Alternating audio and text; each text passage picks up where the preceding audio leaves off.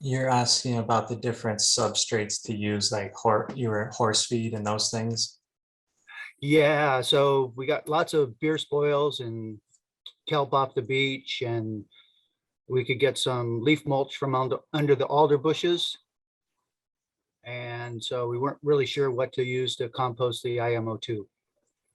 So those things sound good. The beer mash is similar to the mill run. However, from my understanding, the carbohydrates have been taken out of that. So something to supplement where you're also going to bring in the other like high carbon source. I would put in some sort of starch into that. Like you said, you grow potatoes. So if you were to take your leftover potatoes and chop those up and make a slurry and add that to the water that you're adding, you can re-embellish that starch in a way where then the microbes have the foods they're looking for to eat. Okay, so maybe 100 pounds of beer spoils and 5 gallons of potato liquid. The balance on that, I think you have to find how much exactly you're going to need to put in there. Okay. You're talking about like a 5 gallon bucket of potatoes chopped up, I think would be for 100 pounds. Like potatoes, it's about 30-40 pounds of potatoes. It'd be Yeah, about 22 pounds would fit in a 5 gallon bucket of potatoes. maybe like 10% of your pile, maybe potatoes. I don't know on that ratio of how to put it in, but Okay, the main concept to know is that what you're looking for is in the original recipe with mill run, there were also like fats and oils and different things in the husk of the rice or the husk of the wheat that when it's fermented into make beer and it's beer mash, that stuff is spent out of there. So just re-amending that so that it becomes a complete diet, plus your carbon source. You're adding some leaves or something as well. yeah, we most certainly could get some alder duff. So maybe a little of that especially if you're making IMO4 with that, and balancing that out, right? So in my experience recently, I've been using horse feed, just straight up. I put it in a cement mixer, and then I add my liquid nutrients and I spin it around until it becomes moist. And I make big 100-pound piles. Or I've also been using wood chips and dog food as a substrate, and I put those in the same cement mixer, turn it on, mix them really well, put the liquids in, and then that turns into just some amazing microbes. And so horse feed to wood chips, a ratio. So I'm not adding wood chips when I'm doing horse feed. Okay. Yeah.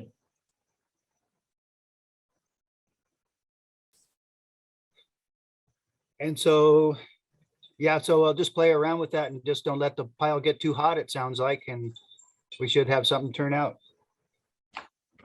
Yeah, that'd be awesome. As we were catching, as we were catching those microbes, the IMOs over the summer, we were calling them leprechauns, as a good Irishman should. Yeah, we just did a collection out in Pa'u with Matt Dreher that came out really well. So does anybody else have another question here? Anyone?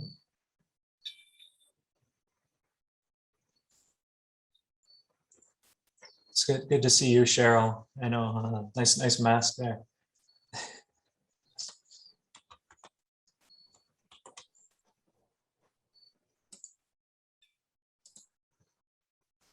So Don, you also had a second question then.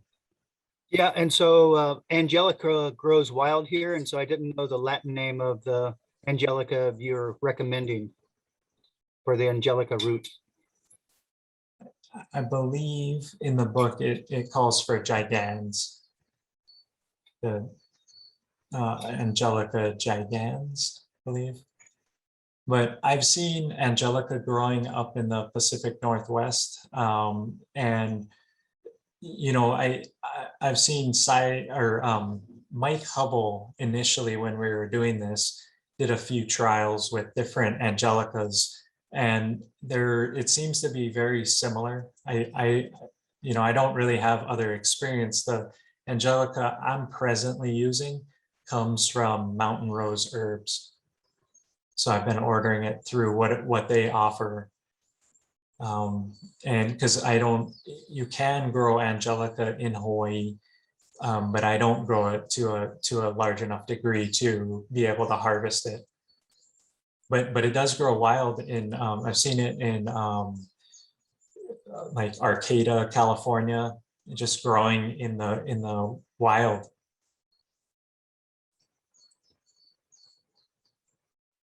Yeah, it's thick here. So, well, what variety is growing around you? Yeah, I don't have the Latin name. I'll have to look it up and get with the horticulture people and find out. And so on your YouTube channel, you had the 1 of 7 and the 2 of 7, and then it kind of stopped on that series. What happened there? Well, that's kind of the training I offer here, and I kind of realized that one of the things is doing these things hands-on, like in a way here of understanding what you're doing. Like it's, I just didn't put it all up on YouTube, I guess. Yeah, we're learning from you. So is it going to still be okay if we come in February? How do we sign up with you and that kind of stuff for? I haven't put up the February class yet, but I did put up a course for November. Okay. Yeah, in fact, I just had a couple stay here. Kind of, they've been doing Korean natural farming in Oklahoma. So they came out, and they showed a video of what we did here. Let me see here.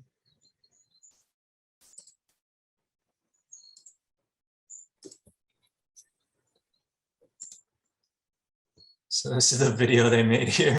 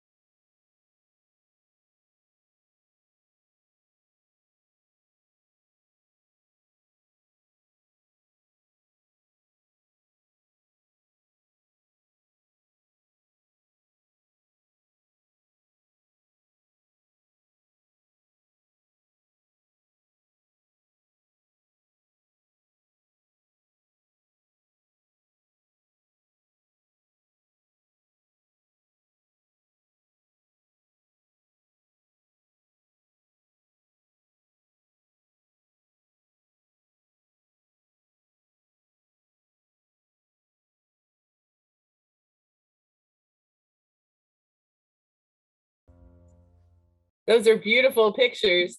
Yeah, we're learning as much from you as we can on YouTube, and then hopefully going to come see you and be hands-on and really learn it. But we're trying to gather and do as much as we can so we have our, a base before we get there. So do you want to share your successes so far? So far, so good. So we're adding, I was telling Drake earlier, we grow a mile of potatoes. And so we added KNF to the potatoes only once. So Donna, Ray and I are working 5 acres, just the two of us. And so we're running pretty hard. So we didn't have a lot of time to play around with it as we're just learning. We didn't want to do the wrong thing. We'd rather do a little at a time rather than have a more on farm. And we did get the Mariana pump from Bins Cleaners down in Washington State.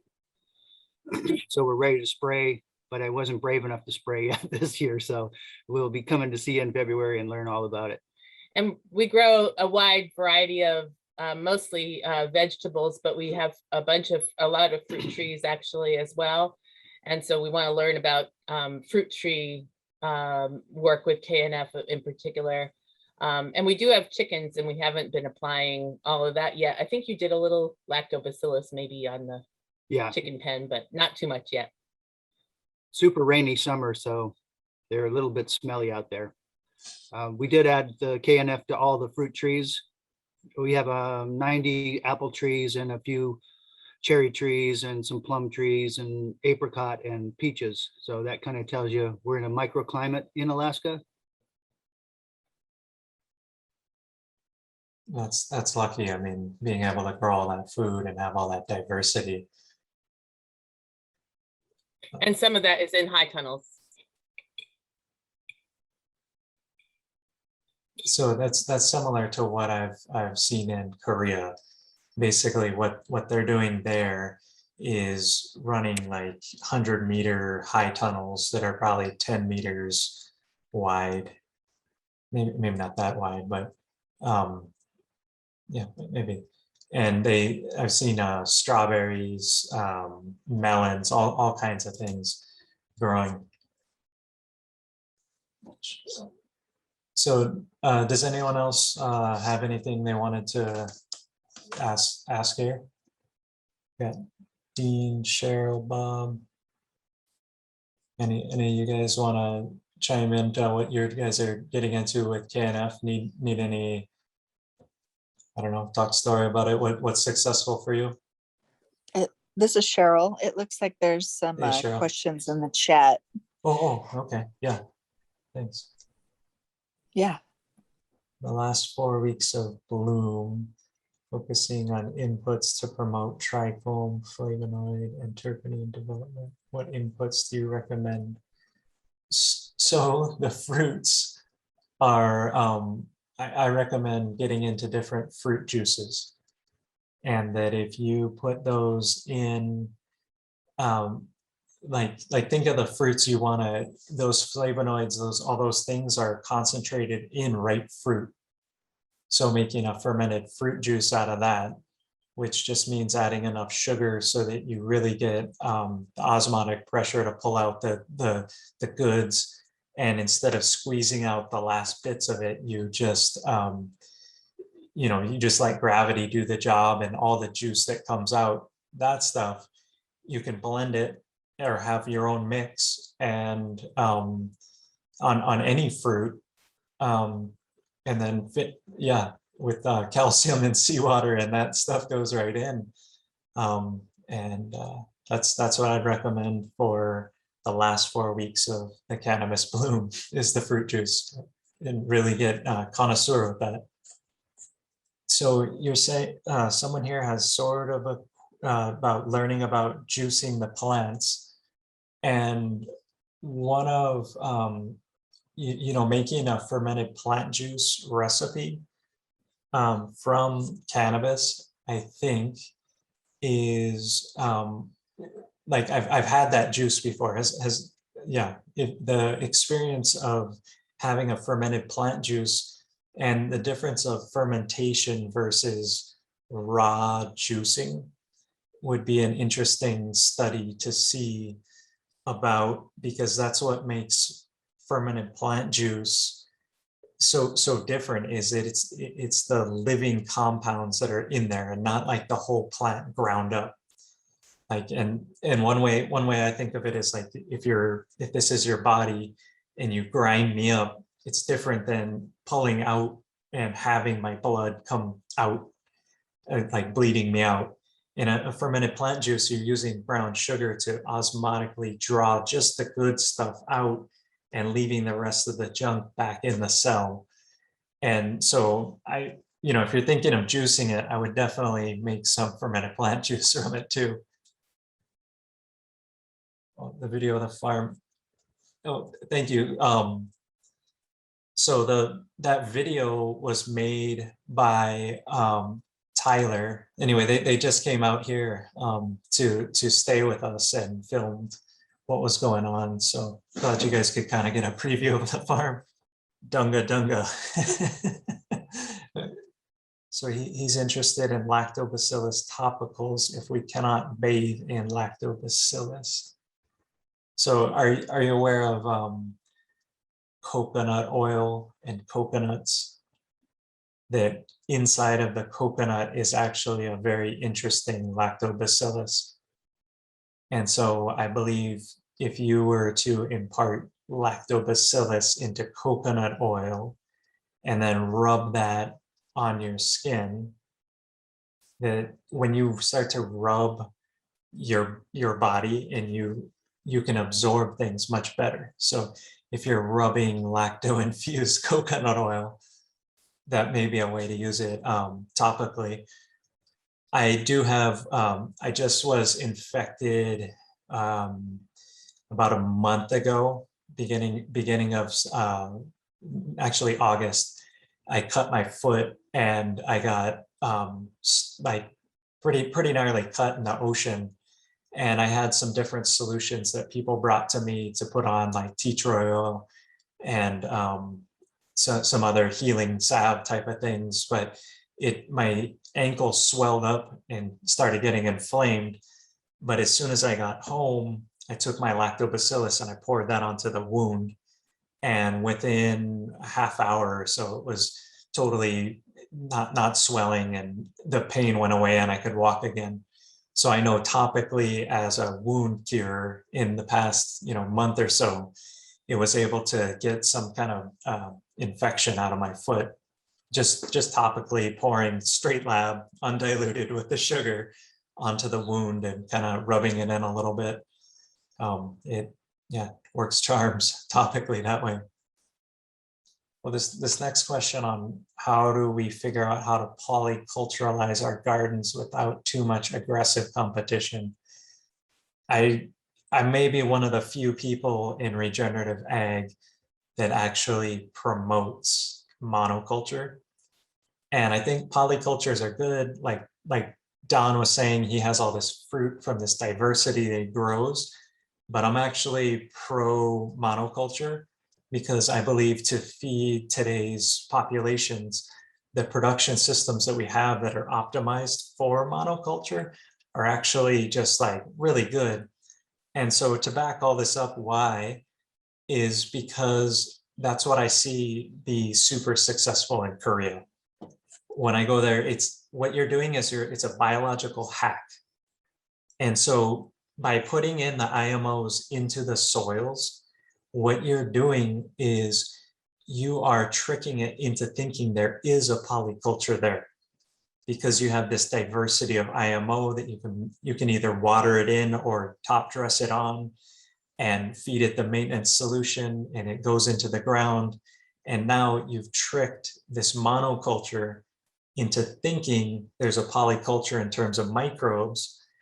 And then on top of that, if you're coming back and foliar spraying different fermented plant juices, different plant extracts, the OHN, the vinegars, the plants growing in that monoculture can think to themselves, oh, here's this this exact food that I wanted, as if in my case, guavas or bananas or peaches or plums or potatoes or whatever you have left over, turn that into a ferment, And then that monoculture of plant, say I'm growing potatoes and now I'm spraying on guavas, it thinks to itself, oh, there's this other polyculture growing above me. And the biology doesn't know that it is a monoculture. So these long monoculture miles of potatoes we have can think that they're in a polyculture. And what, we all know the benefits of polycultures. They add like resilience and robustness and all these things, but it's also that biology, that diversity that they mix below the soil that matters. So when you're asking about how to better polyculture, I think that's like a real, like a permaculture type of situation, that reading about permaculture manuals, where to plant things, how to, minimize your maintenance, how to maximize your efficiency, because producing anything is, requires these principles like that you think about holistically. Like, if the closer you can get your, regenerative supply lines going for your farm, like growing enough mulch there as a polyculture thing to go, those are the decisions you need to make. However, with natural farming, feel free to monoculture, because you are doing the what the forest or what this polyculture would be doing.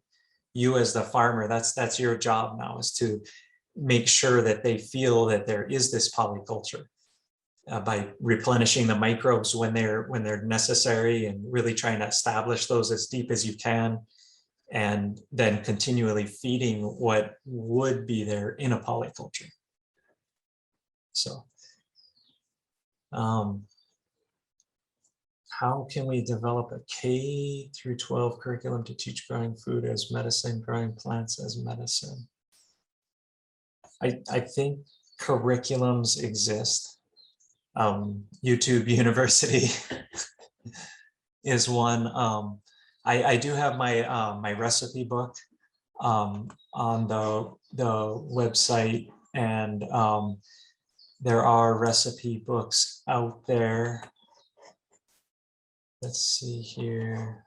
If I share this here, so this is one of my, the recipe. It's not necessarily a K through 12 thing, but look, if you look at this picture right here, this is me teaching 6th graders, and this is the mill run, and we're mixing this in this bucket in the front here is the IMOs, and we're mixing, microbes. Just the kids love it. They just dive into it and follow these recipes here. So a curriculum, I think, when I was teaching these kids, this is what I would do with them, is just go through these steps and, collect the IMOs. We'd set boxes out in the, bananas, the bamboo. We'd go through all of these recipes together. We made lactobacillus from their chocolate milk at school, which works, but it's not it has kind of a weird curd on it. Here's fermented plant juice, super fun to do with kids. So having a curriculum is, teaching kids. One of the KNF, is just following these 9 solutions, making those, going through it with the kids. Yeah, I mean, I used to do this specifically. So someone here, Jonathan, you are here to KNF and you're preparing to make IMO3 and 4. How important is the sun? Yeah. Well, so, okay, so the question here is about 70% shade, 30% sunlight. I have seen persons not cover but shelter it in a barn. So I make my microbes in a barn next to my pigs, and it's on a dirt floor, which is helpful. one thing I've seen is that you can sometimes with the IMO is if you smother it with a tarp, like a plastic tarp, that's not the best idea. But here where it rains a lot, I've had it pull water from further away into a pile if it wasn't under an adequate shelter. But you know, just thinking of it as a living organism that you're growing. IMO3 and 4 are some of the harder steps to do in natural farming in terms of that they really require the most care. And so thinking about covering them. When I was first learning about natural farming, I went to Ginger John's farm across the river, and he actually built his own specific structure for IMOs to do production for his, I think it's about a 15-acre farm. And so he built a barn. One thing I don't recommend is doing it under your house, or because it'll compromise kind of the foundation of your house. As it starts to break down the soil and bring everything to life, you kind of want to not do it where you care about your foundation and the rocks not breaking down. So I'd say the shade, you know, the more care you can get to it, the better. It's like raising a kid, you know, there's a lot of good things you can do for them. But they ultimately have to cooperate with what you got around in your environment. Can I add to that, Drake? Oh, please, Cheryl. Yeah. Yeah. So the microbes are UV sensitive. So if I'm building a pile or tending a pile in the summer, particularly here in Idaho, it's generally not going to rain, but it does need the shade because of the UV rays. And so if you can cover it with leaves or branches or straw, that's what I like to use in the summer months. And then I have used a tarp in the winter, but I use sticks to create that 1/3 airspace. And and then I left the ends open for air to flow because it is a living, breathing thing. So we don't really get torrential downpours here. And I'm not sure where this person lives or what their environment is, but that has, you know, that's a lot of things to consider when you're looking at whether you need to cover it or not, is what the weather is, what the temperatures are, what the ambient conditions are. So that's what I like to take into consideration when doing these piles, but it's important to cover it with like a natural covering if you can. But if it is going to be a torrential downpour, like by all means, save your pile and put a tarp on it for a minute. Thanks. Yeah, awesome. Awesome. And you've been successful just covering it with branches and sticks to kind of keep it more insulated. Yeah, and in the colder weather, just a thicker leaf mulch layer or straw seems to help a lot. So it's just like an insulative blanket. Yeah, yeah, especially, I mean, thinking of it, I think of it as like kids, you know, if you're going to sleep outside, you need that same insulation on top of you. Otherwise you'd freeze. So let's see here. Next. Did you, there's a question. Did I try applying IMO to my wound? You know, I could. I don't think it's necessarily like the lactobacillus is definitely human compatible, and the IMOs, you know, I used to eat them and those things, but Master Cho would always say don't. And but however, one interesting thing is when I was in Korea at Master Cho's seminar, I got a little bit of like a sickness, upset stomach, and they made a tea for me out of their IMO4 that they were making. So it was like 10% of that IMO4, you know, I'm not sure the exact ratios, but there was enough that there was a little bit of like residue left over. So imagine they're taking the IMO4 that's a powdered kind of dust and putting it into this tea. And, it was warmed up, and there was also mugwort in there, all kinds of things. It's amazing when you get sick around a bunch of natural farmers, how many solutions come out to heal you. But I wouldn't put IMO directly into a wound. I would use lactobacillus, and even be careful eating your IMO and all that. You really, if you have a good quality batch, and I mean, should theoretically be edible, but be careful. Someone wants to know if it's possible, or iPhone. Hello, iPhone. Wanted to know if it's possible to ferment mushroom compost KNF style. I wanted to establish fungal dominant in my beds from the compost. Thank you. So this one relates back to the earlier same media, that one was doing alcohol, like a brewery waste, and this one is now like mushroom waste. So they've grown different things on there. I think it's also possible to use in a similar sense, and especially if you wanted fungal dominance, although I don't know if the designer type mushrooms that they grow in cultivation would be the ones that are going to be your dominant IMOs out in your field, because there's a difference between like soil ones and ones that grow in compost piles and ones that grow in fungus.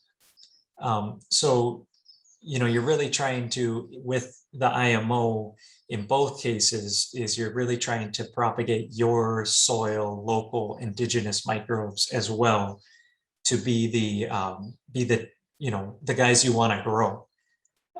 And one thing I find with growing certain fungus is that you have to sterilize it and then really keep it like a monoculture of fungus. And I don't know if that survivability would happen in the wild. So I would say that, using any medium you can get and then re-amending it and then trying to get those microbes plus this diverse soil microbes to grow is the target with any media there. So Dunga was saying all the garden inputs that boost our immunity. Heck yeah.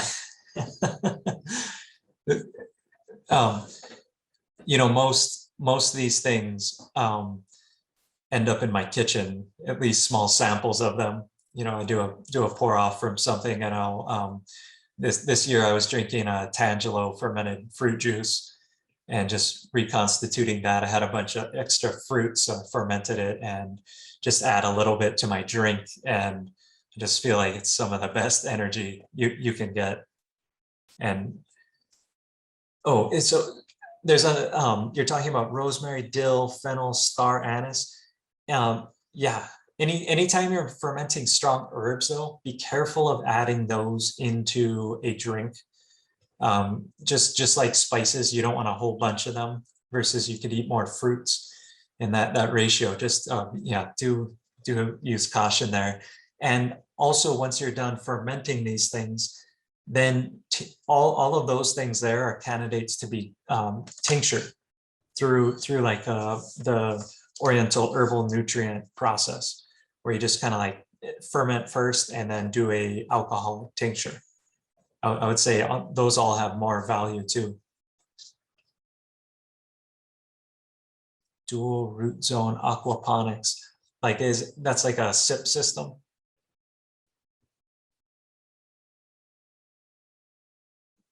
Not too sure about the dual root zone. I would just say just inoculating lactobacillus will be good. If I don't know much, I would just recommend lacto. It's always kind of a default here. And someone's asking, can you plant polyculture between your rows of plants? I would say absolutely. Permaculture, think about what's going to be beneficial, what's going to go good. Mahalo, Drake, for sharing your time with us. I just discovered a KNF a few weeks ago. Have been meeting in North Texas KNF growers. Not sure what would be best to use FPJ that grows locally. So, Dean, I would recommend reaching out to James Samudio. He's in Fort Worth, and he knows about these plants right there, what you have around. The other person in Texas that I know is practicing KNF is Austin Moline down in Austin, Texas, which I know is, you know, Texas is huge. So it's quite a drive, but there are some folks down in Texas that I would look into. And Cheryl, do you want to maybe message Dean James's contact, because I know you, or because I'm off Facebook and all that, so I don't have that stuff to get in touch with him. Yeah, I already did. Oh, awesome. Okay. So here's a question. Can we set up low-cost gardening and hoop houses so parents can be in the grow clubs and grow nutrient-dense food for local high schools? That's exactly what we've been doing here. I have a program that I'm running with some veterans, and we build these systems out of recycled tin that like roofing that's common around here, and we're building these raised beds. I'm looking for some pictures here, but I'll post those up. But we've been doing this raised bed. Actually, I know where to find it. It's on the Pure KNF website. It's in the KNF Times. It is we did a article on it here. Let me pull it up here and share that.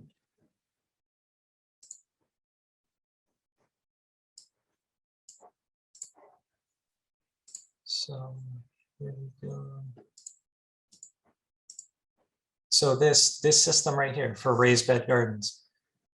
So you can see this one kind of has a fertigator in it, and it goes down. We're growing lettuces, onions. This same hoop house we built out of PVC, and you know, it doesn't snow where we're at, so it doesn't have to be that strong. But this PVC holds up over this tent. This is our growing system here.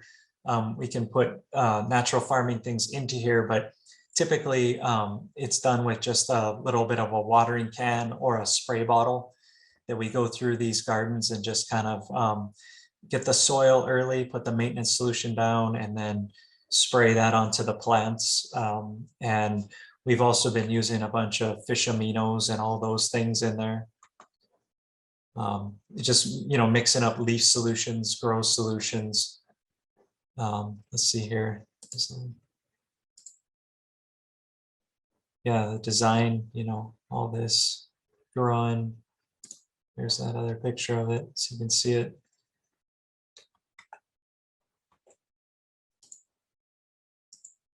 But I believe that could be done anywhere. And we've helped 11 veterans grow almost 300 meals. So people that have never produced food before put in that system. We gave them a liter of maintenance solution, and they dilute that into their spray bottles, and they each have a you know, a 2x10 garden bed raised up that they can grow in. Is tree moss okay to act as green mulch to cover up the soil? I would think so. Any type of mulch is probably going to be okay. Put some IMOs on it. Donna Ray was wondering what you would say about plastic mulches that we use, need largely for weed suppression, though when we cut into it and apply KNF solutions, we won't have consistent roots and full ecosystem in the soil so much there. So Donna Ray, okay. Don is thinking about, Silly's comment, thank you. Putting down fishnet and planting straw mulch on top and making that easy to lift off. Yeah, so I think that mulching, you know, even like plastic, we have it today. You know, it's it can really relieve your labor. I think that when I see the production systems in Korea and the way they're being done there, one of the real good videos that I have on my channel is the strawberry farmer. Let me see if I can, if someone could find that and post the link. Let me see if I could find that. Let me see, strawberry.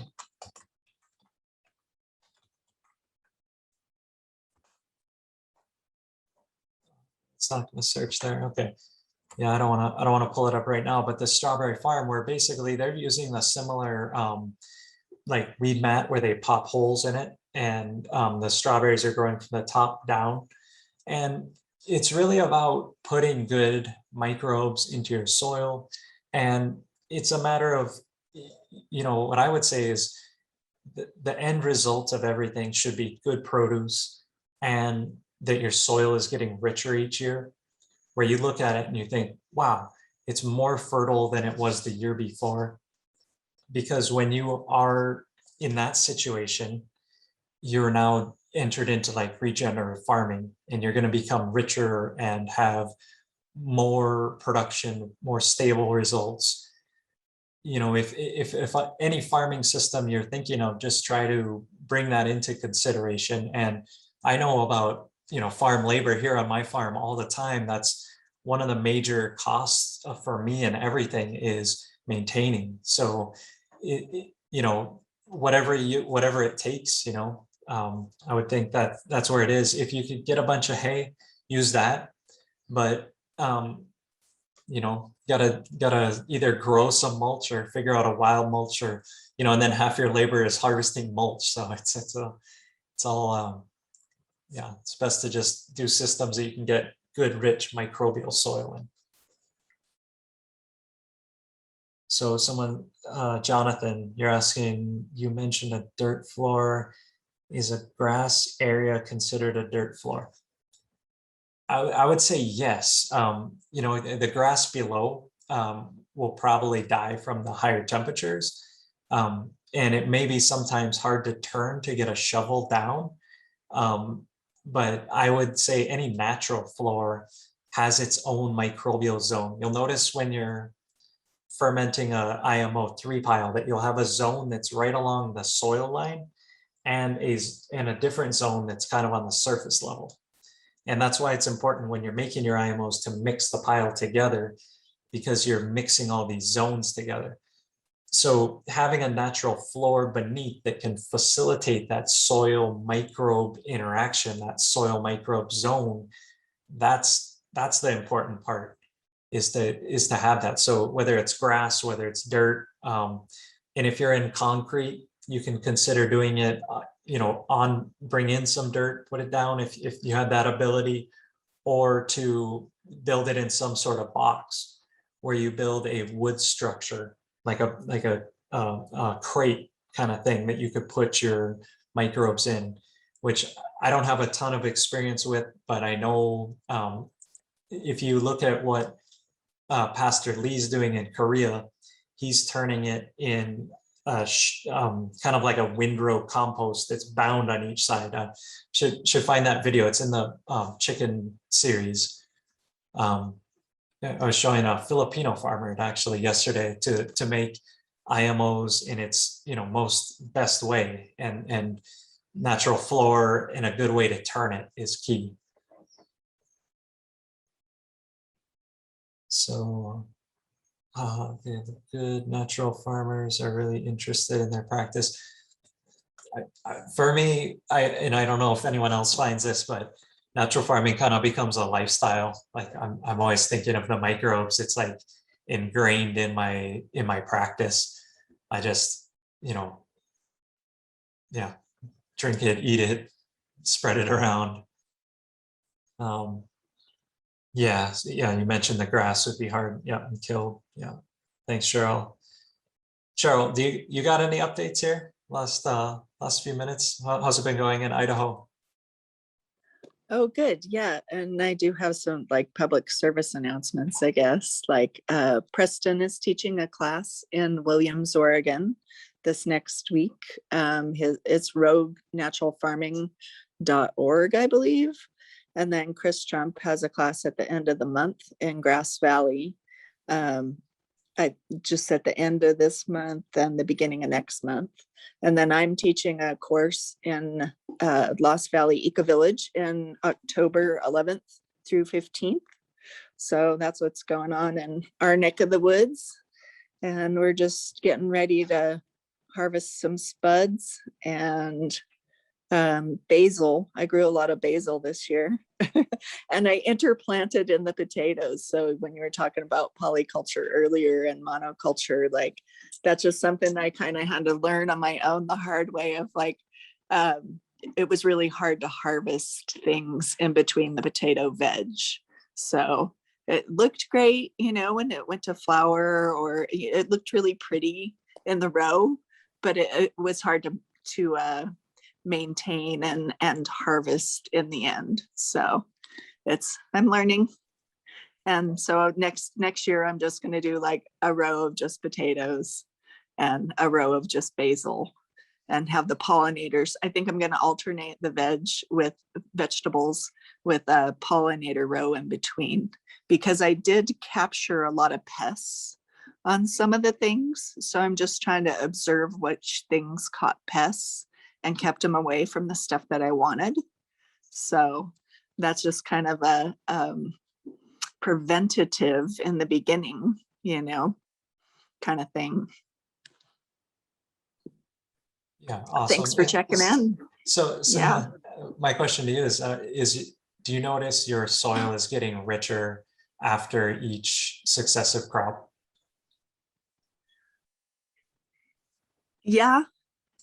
And I know we discussed this before about the weeds. Like, so there was just the thistle and the bindweed and the pigweed.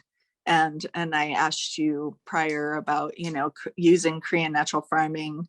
And so now I'm getting a variety of weeds. So that indicates that I have better soil health, right?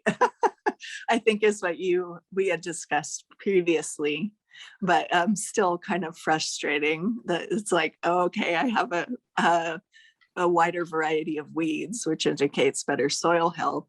But now it feels like I'm fighting like a bigger army, so to speak, you know?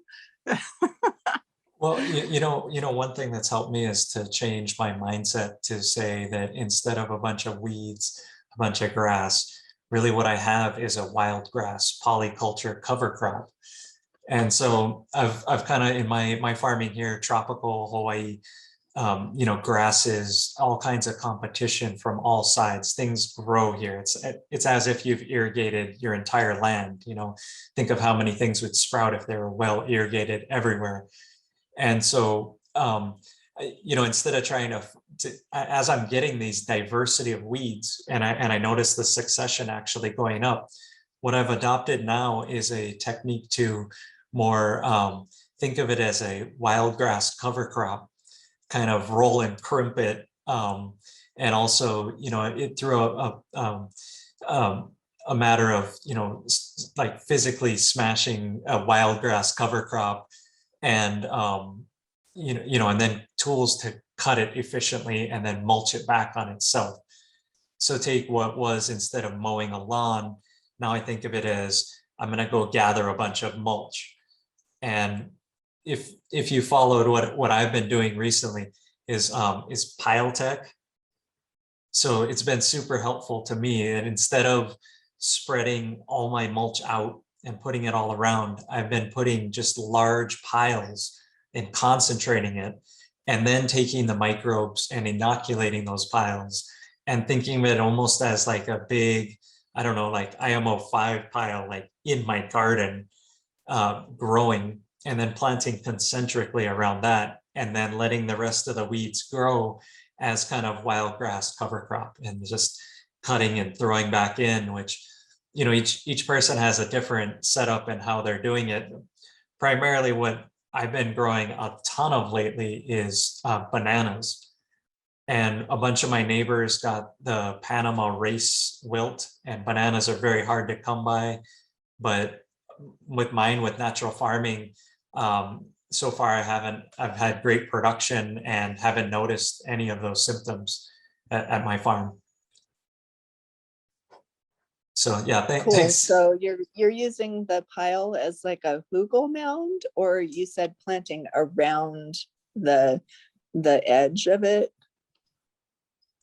Yeah, so think of the pile as kind of this, every time I reach into a pile of wood chips, it's moist. Every time I see that, I just see the mycelial colonies coming out, which aren't necessarily the soil microbes that I want, the ones that are myceliating out in that pile. But what those guys are doing is they're producing the nutrients that as the water goes down into the soil microbes below are in partnership with the digesting microbes. And so by building a pile, these soil systems connect up into this fungal composting type situation that holds moisture. And then that transports it out to plants that would be planted near the edge, like radially. And so just thinking of, designing my systems here so that radial planting makes more sense than for me, where prior to this, I was doing rows of things. And trying to mulch in a row or a windrow is much more challenging than putting a central pile and building the fungal networks out from this pile. And that's been so it's pile tech with microbe hubs in the garden. Cool. I love that. Thanks. So we got one more minute. Is anyone have one last question we'll fit in here? Let's see, we got another one over here on the right, but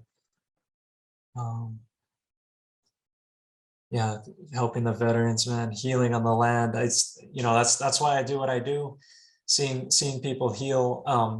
I did want to mention, I did put up a class for November. I'll also be having one in February. One of the best ways to learn natural farming is, not only living it, but also teaching.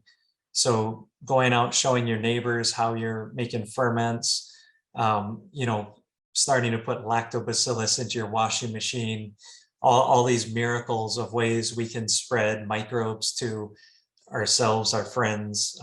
So I highly recommend you practice and also go teach in your area. I'm glad. Thanks, Cheryl, for mentioning all those courses. If there's anything else coming up, let me know, and I'll try to just spread the word. I think it helps us all out. So yeah, thank you guys all for joining. Thank you for your time.